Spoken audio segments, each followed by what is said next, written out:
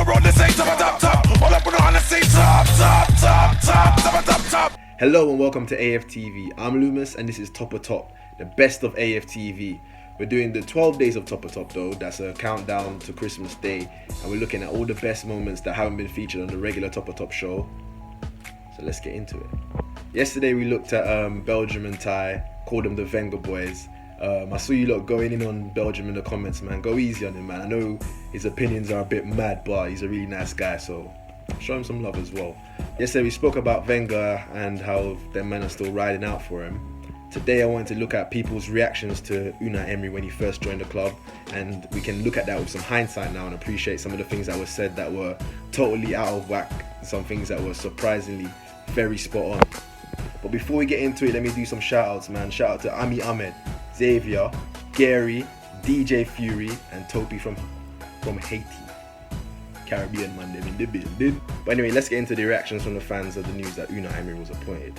Starting with the Don, Robbie. I'm happy with it. I think that this is a positive appointment. I think that Unai Emery, if you look at his track record, is brilliant.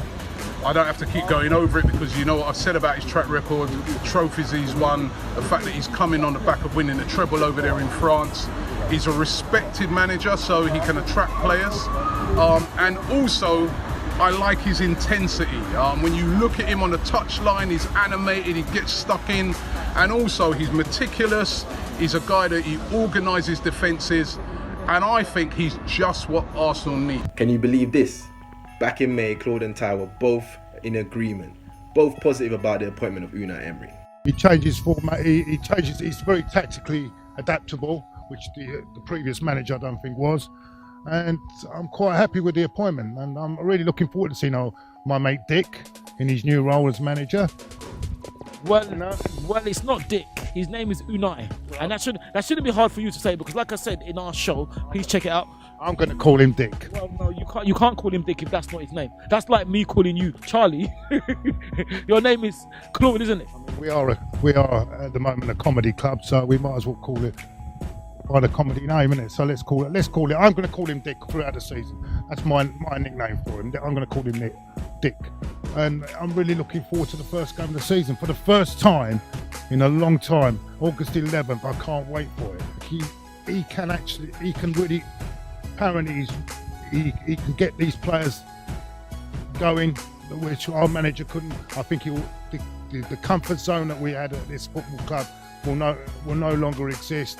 It's down to work, hard work, and I think we're going to do really well this season. But then a month later at the kit launch, Claude changed his tone. Surprise, surprise. But funny enough, on that same day, this guy said that England would be home from the World Cup before the postcards. You happy with Unai Emery? I'm not totally convinced. I'm not unhappy. I'm not happy. Let's put it that way. I'm in the middle. You sort of wait to see. I'm waiting to see because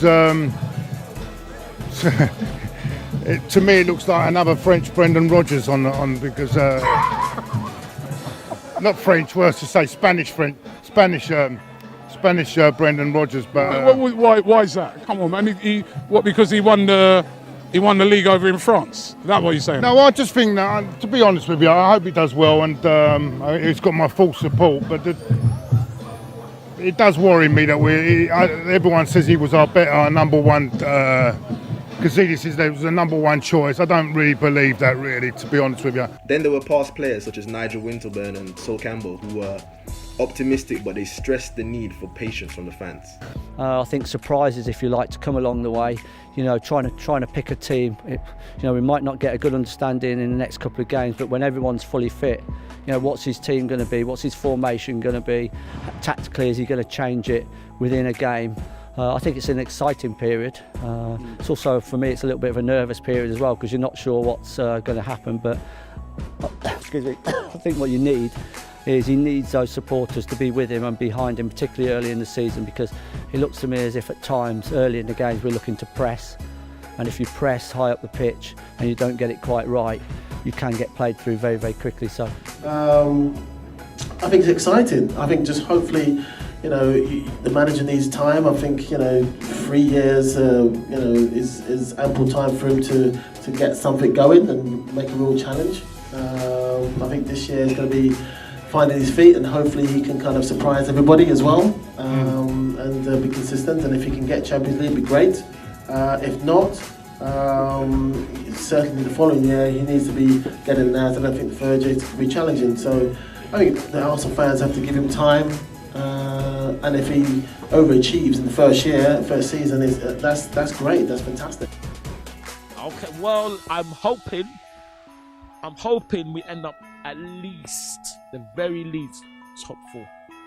I'm hoping he might even have a wonder season and win the league, but maybe that's a bit too much to ask for with the way Manchester City ended. But I'm hoping we can hopefully win something and end up at least top 4. What about you? Top 4 will do for me. This top 4, good run in the cup competitions. I'm happy with that. Now, some would say Ty's getting a bit carried away there. I mean, just look at Robbie's reaction to this fan saying that Arsenal could go 22 games unbeaten. Yeah, I know, that's the best he's played. Like when he first came to Arsenal like 22 games unbeaten. And obviously Chup said he's the worst defender in this club. No, Scalacci's been the worst in this football club. So you think with Mustafi he's definitely improved under the new manager? Of course. I think we go another 22 games unbeaten. Well, don't get carried away. Go give him a follow on Twitter. I'm gonna put his @ down here, because go show him some love, man, to call that impressive from you, Ibi. But that's all from me today. If you enjoyed it, make sure you leave a comment, like, share, subscribe. Make sure you check out the playlist as well, because I'm looking at some of the comments and a few of you have no idea what's going on with Toppa Top. And the show's a relatively new one, but you need to go check it out and see some of the best bits, yeah? So enjoy. I'll be back tomorrow. Toppa top top, to run this ain't Toppa top top. All up on the scene, top top top top, Toppa top top.